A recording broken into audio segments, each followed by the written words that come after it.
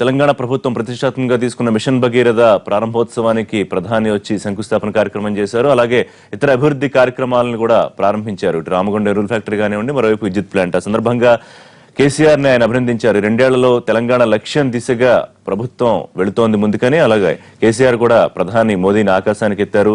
40 ఏళ్ల తన రాజకీయ జీవితంలో అవినీతి లేని ప్రభుత్వాన్ని చూస్తున్నాను కేంద్రంలో అని చెప్పి ఆయన గొప్ప ఒక ప్రశంస ప్రధానికి ఇచ్చారు. మరోవైపు ప్రతిపక్షాలు చలో గజ్వేల్ కార్యక్రమంతో నిరసన కార్యక్రమం తెలియజేయాలనుకున్నా ముందస్తుగానే అరెస్టులు చేశారు. అయితే ప్రధాని రాకతో తెలంగాణ ప్రభుత్వానికి పెద్దగా ఒరిగిందేమని లేదని కాంగ్రెస్ పార్టీ విమర్శించింది. మరోవైపు కార్యకర్తల సమావేశంలో తెలంగాణ భవిష్యత్తు నాకు లక్షల మంది కార్యకర్తల్లో కనిపిస్తోందని ప్రధాని కార్యకర్తలకు ఉత్సాహాన్ని ఇచ్చే మాటలు చెప్పారు. ఏ రకంగా జరిగింది నిన్న మొత్తం ప్రధాని టూర్ అనే అంశం మీద వాళ్ళ లైవ్ షోలో మాట్లాడదాం. మనతో పాటు జాయిన్ అవుతున్నారు జగ్గారెడ్డి గారు, మాజీ ఎమ్మెల్యే, తెలంగాణ కాంగ్రెస్ సీనియర్ నేత.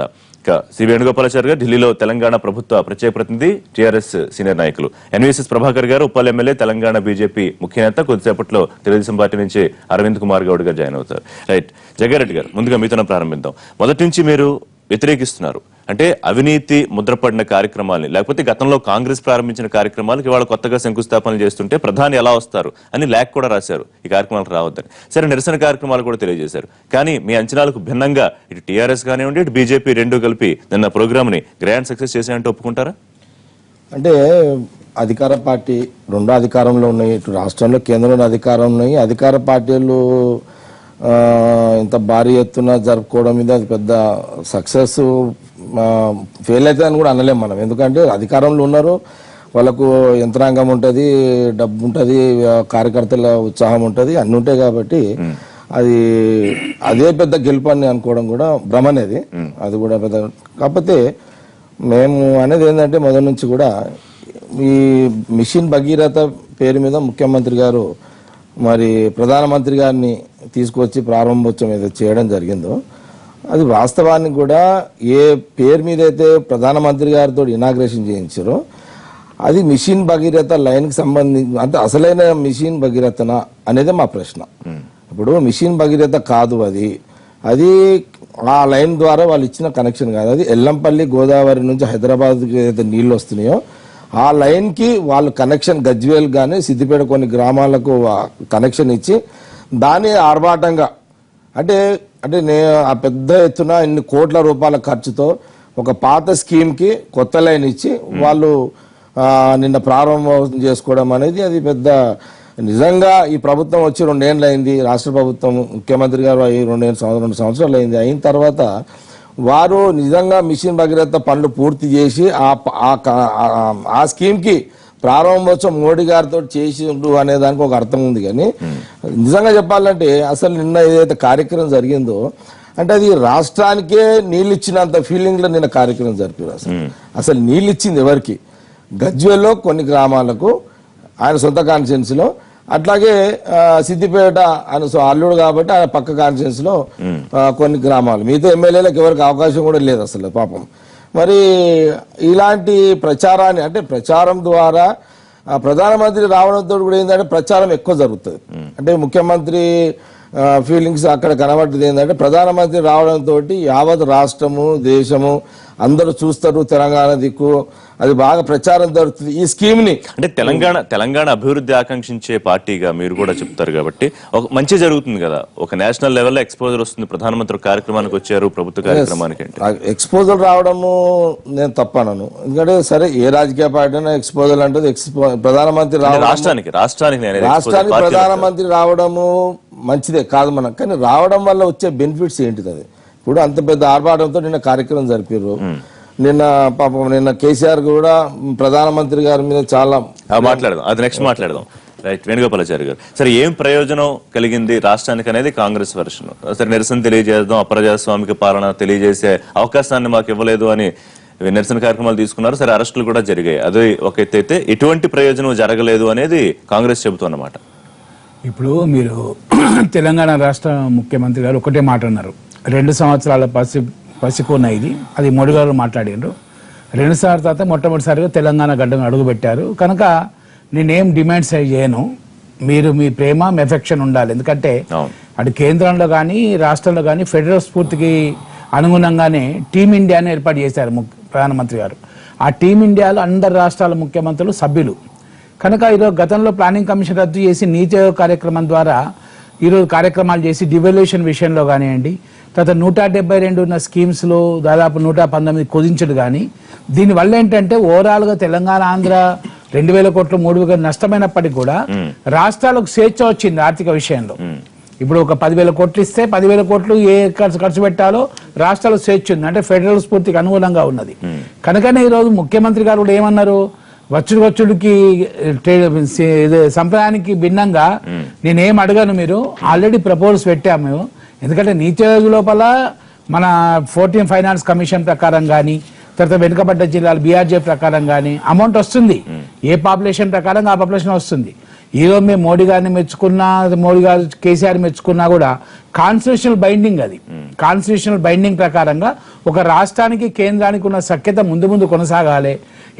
గతంలో కేంద్రం నుంచి రాష్ట్రానికి వచ్చిన సహకారం గాను నిధులు కానీ ఆ విషయంలో కొంత అసంతృప్తి చేసిన ప్రభుత్వం నిన్న ముఖ్యమంత్రి గారి మాటల్లో చక్కగా సహకారం అందుతోంది అనే భావన వ్యక్తం చేశారు. నేచురల్ కదా, ఇప్పుడు డివాల్యుయేషన్ల ప్రకారంగా వచ్చింది. తర్వాత రాష్ట్ర ముఖ్యమంత్రి గారు ప్రపోజల్ పెట్టిన FRBM కూడా 0.5% పెంచారు. మన అరుణ్ జైట్లీ గారు 3.5 పెంచారు. అంటే ఏదైతే ప్రపోజల్ పెడుతున్నామో ప్రపోజల్ కు సానుకూలంగా స్పందిస్తున్నప్పుడు మనము స్పందిస్తలేనడం రాజకీయం చేయడం కాదు కదా. ఇప్పుడు సానుకూలంగా స్పందిస్తున్నారు కనుకనే ఒక మాట కూడా అన్నారు, 9th 10th షెడ్యూల్ ప్రకారంగా ఇన్స్టిట్యూట్స్, ఎడ్యుకేషన్ ఇన్స్టిట్యూట్స్ రావాలి తెలంగాణకు. దాంట్లో ఇప్పుడు హార్టికల్చర్ యూనివర్సిటీ పెట్టారు, అదేవిధంగా tribal university, IIM, all India medical science, ఇవన్నీ రియార్గనేషన్ ప్రకారంగా ఉన్నాయి కనుక వీటిని కూడా రావాలని చెప్పడం జరిగింది, డిమాండ్ చేయడం జరిగింది. తర్వాత BRJF కూడా వెనుకబడ్డ జిల్లాలు, హైదరాబాద్ తప్ప మీద 9 జిల్లాలు వెనుకబడ్డ జిల్లాలు అన్నారు, దాన్ని 450 కోట్ల రూపాయలు ఇచ్చారని చెప్పారు. ఇంకా 450 కోట్లు ప్రపోజల్ పెట్టారు. అదేవిధంగా గతంలో గోదావరి పుష్కరాలకు 50 కోట్లు ఇచ్చారు, కృష్ణా పుష్కరం అడుగుతున్నాం. కనుక ఈరోజు కేంద్రం సఖ్యత ఉండాలన్నదే ఈరోజు TRS పార్టీ యొక్క ఆలోచన. అట్లని చెప్పి ఈరోజు మనకి రాజ్యాంగ ప్రకారంగా ఏదైతే బైండ్ ఓవర్ ఉందో రాష్ట్రాల కేంద్రాలకు, ఆ విధంగానే మోడీ గారు వచ్చారు కనుక ఆటోమేటిక్గా ప్రధానమంత్రి గారు కనుక గతంలో ఎప్పుడు లేని విధంగా భారతీయ జనతా పార్టీ పరంగా మోడీ గెలిచాడు. భారతదేశ ప్రతిష్ట విదేశాల్లో ఇన్వడింపజేస్తున్నారు కనుక నేచురల్ గా ఒక ముఖ్యమంత్రిగా ఆహ్వానించారు. ముఖ్యమంత్రిగా మరి 2 సంవత్సరాల్లో కరప్షన్ ఎక్కడ లేదు. ఇప్పుడు ఈరోజు విదేశాల్లో కానీ మన దేశంలో కానీ అంటున్నారు అది. కనుక కితాబ్ ఇచ్చారు ఖచ్చితంగా, ఎందుకంటే అవినీతి రహిత కార్యక్రమం చేస్తున్న కనుక పరిపాలన ఉంది, బాగుంది కనుక కితాబ్ ఇచ్చాడు. కనుక ఇది కాన్స్టిట్యూషన్ బైండ్ ఓవర్ గా చూడాలి తప్ప, రాష్ట్రాలకి కేంద్ర సఖ్యత చూడాలి తప్ప, ఇది మెచ్చుకోవడం అంటే ఆయన కార్యక్రమం చేస్తున్నాడు. ఒకటి మిషన్ భగీరథ ఇది ఒక కాన్స్టిట్యూన్సీ 64,000 గ్రామాలకు పాత కార్యక్రమాలకే, కాంగ్రెస్ హయాంలో ప్రారంభించిన కార్యక్రమాలకే కాంగ్రెస్ ప్రారంభించిన పాత ప్రాజెక్ట్, పాత లైన్ కే వీళ్ళు దానికే లైన్ వేసి నీళ్ళు ఇచ్చారు. అది కొత్త ఏమున్నది. మిషన్ భగీరథ ఒక అన్నది ఈరోజు ప్రతిష్టాత్మకంగా ఈ ప్రభుత్వం చేపడుతున్న కార్యక్రమం. ఓకే, దాంట్లో ప్రతిపక్షాలు ఏ విమర్శలు చేసినప్పటికీ కూడా ప్రతి తాండాకు, ప్రతి SC వాడకు ఇవ్వాలన్న ఉద్దేశంతో కార్యక్రమాలు స్టార్ట్ అయింది. నిన్న లాంఛనంగా ఆయన కాన్స్టిట్యున్సీ లోపల ప్రారంభమైంది కనుక ప్రారంభం చేశారు. మోడీ గారితో మొత్తం రాష్ట్రం అంతటా ఇనాగ్రేషన్ లేరు, మిషన్ భగీరథ కార్యక్రమం స్టార్ట్ చేశారు. కనుక ఈరోజు గోదావరి కానీ కృష్ణ కానీ ఈరోజు నీళ్లను అందుబాటులో చేసుకోవాలి అన్న ఉద్దేశంతో అటు మిషన్ భగీరథ కానీ మిషన్ కాకతీయ కానీ అనుసంధానం చేస్తూ ఇప్పుడు మనం చూసాము ప్రతి సమ్మర్ లోపల జగన్ తెలుసు బోర్వెల్ రిపేర్ చేస్తాము, మళ్ళీ పైప్ లైన్ చేస్తాము. అటు కాకుండా పర్మనెంట్ గా ఒక 10-15 సంవత్సరాల పాటు డ్రింకింగ్ వాటర్ ఇబ్బంది లేకుండా ఈ కార్యక్రమాలు చేస్తున్నారు. ప్రభాకర్ గారు, నిన్న ప్రధానమంత్రి పర్యటనతో పార్టీ కార్యకర్తల్లో ఎంతవరకు ఉత్సాహాన్ని నింపింది? మరోవైపు ప్రధాని ద్విపాత్రాభినయం పోషించిన పరిస్థితి చూసామా నిన్న మనం గజ్వేల్ సభలో కానివ్వండి, హైదరాబాద్ సభలో కానివ్వండి. ఇప్పుడు 2 సభల్లో చాలా బ్రహ్మాండంగా మాట్లాడారు, ఉన్నది మాట్లాడారు. రాబోయేటువంటి కాలంలో ఏ రకంగా ముందుకెళ్లాలన్నటువంటి ఒక దిశానిర్దేశాన్ని కార్యకర్తలకు చేశారు. ప్రధానమంత్రిగా రాష్ట్రాలు యొక్క అభివృద్ధికి సంబంధించినటువంటి విషయంలో కేంద్రం ఏ రకంగా సహకరిస్తోంది, ముందుకు పోతోంది అన్నటువంటి ఒక అంశంలో మేమందరం కలిసి ముందుకెళ్తున్నాం అన్నటువంటి ఒక అభిప్రాయాన్ని, సంకేతాన్ని ప్రభుత్వ అధినేతగా ప్రజలకు కూడా అందించారు.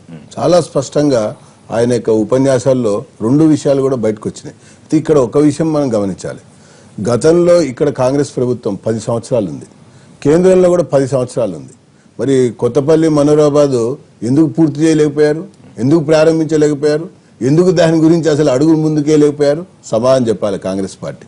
తర్వాత మరి ఎరువుల కర్మాగారం ఉంది, ఇక్కడ అక్కడ ఒకటే పార్టీ, తిరుగులేనటువంటి శక్తితో ఉన్నటువంటి పార్టీ. ఇక్కడ ప్రభుత్వం కానీ అక్కడ ప్రభుత్వం కానీ ఎందుకు రామగుండం ఎరువుల కర్మాగారాన్ని రివైవల్ చేయలేకపోయారు? అది అత్యంత ఆవశ్యకత అన్నటువంటి ఒక అంశం అనేక సందర్భాల్లో వచ్చినటువంటి నేపథ్యం కదా. ఎందుకు అసలు దాని వైపు చూడలేకపోయారు?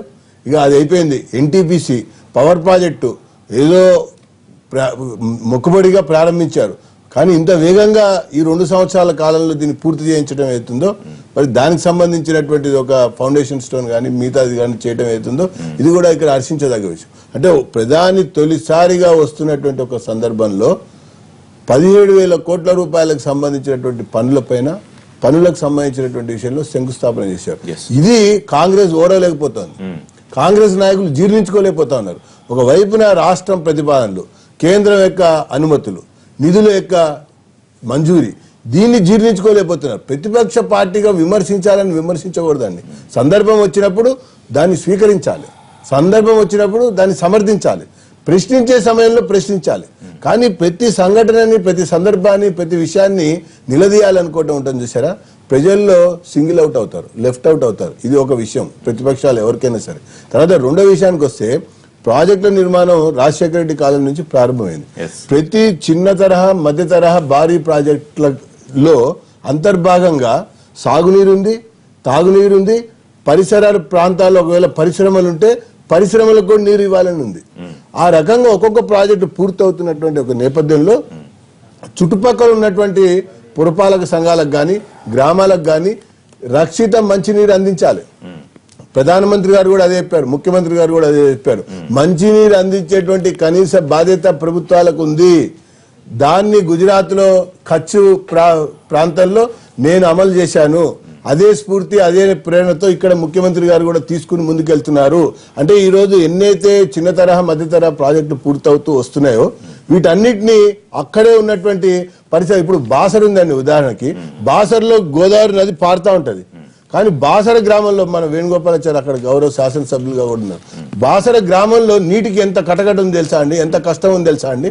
నది ఎట్లా పారుతోంది, కానీ అక్కడ నీరు తాగేటువంటి పరిస్థితి లేదు. గతంలో పాలకులు దాని మీద దృష్టి సారించలే.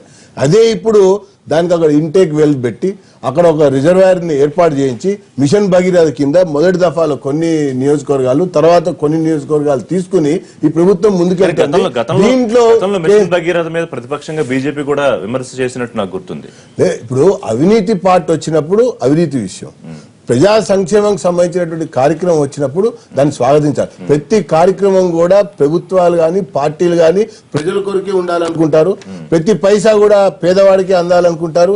ప్రతి పైసా కూడా నిర్దేశించినటువంటి కార్యక్రమంలోనే ఖర్చు పెట్టాలనుకుంటారు.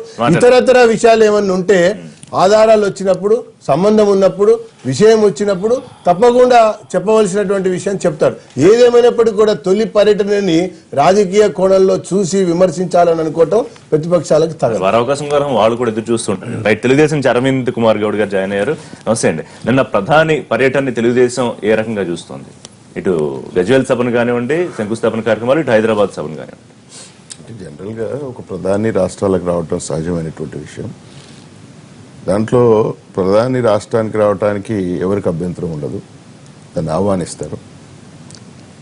కేంద్ర రాష్ట్ర సంబంధాలతో ఎప్పుడు కూడా దేశం అభివృద్ధి చెందుతుంది. దాంట్లో ఎటువంటి అంటే ఇంతకుముందు ప్రభాకర్ గారు అన్నట్టు ఇందులో అవినీతి చూద్దామా, లేకపోతే ప్రాజెక్టులో ఉన్న లోపాలను చూద్దామా, లేకుంటే ఆయన వచ్చి స్టార్ట్ చేయటం తప్పందామా, అందులో ఎటువంటి తప్పు లేదు. వారు రావటం, స్టార్ట్ చేయటం సరే. ఇందులో ఉన్నటువంటి ఈ డిపార్ట్మెంట్లో అవినీతి, ఇక్కడ ఉన్నటువంటి ఇప్పుడు ఎందుకు ఇక్కడ మనం మాట్లాడగానే బీజేపీ సభకు పోగానే అక్కడ లక్ష్మణ్ గారు విపరీతమైనటువంటి విమర్శలు చేశారు, ఇంకా మిగతా నాయకులు కూడా విమర్శించారు. తర్వాత 2019లో మేము అధికారానికి రావాల్సిన అవసరం ఉందని చెప్పి పరోక్షంగా ప్రధానమంత్రి గారు కూడా చెప్పారు. అంటే రాజకీయం వేరు, రాష్ట్ర కేంద్ర సంబంధాలు వేరు అనేది మనం స్పష్టంగా చూసాం.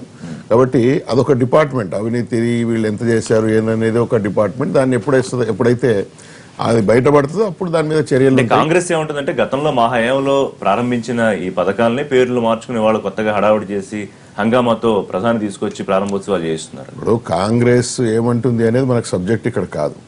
కాంగ్రెస్ సరే నీళ్లున్నాయి, మేము కూడా మాట్లాడుతున్నాం, నీళ్లున్నాయి, దాని తర్వాత అందులో ప్రాజెక్టులలో వ్యయం పెంచారు, అవన్నీ మాట్లాడుతున్నాం. ప్రధానమంత్రి వచ్చిన సందర్భంలో, మన రాష్ట్రానికి వచ్చిన సందర్భంలో ఇది కరెక్ట్ కాదని నా అభిప్రాయం. కంటిన్యూ చేద్దాం. లైవ్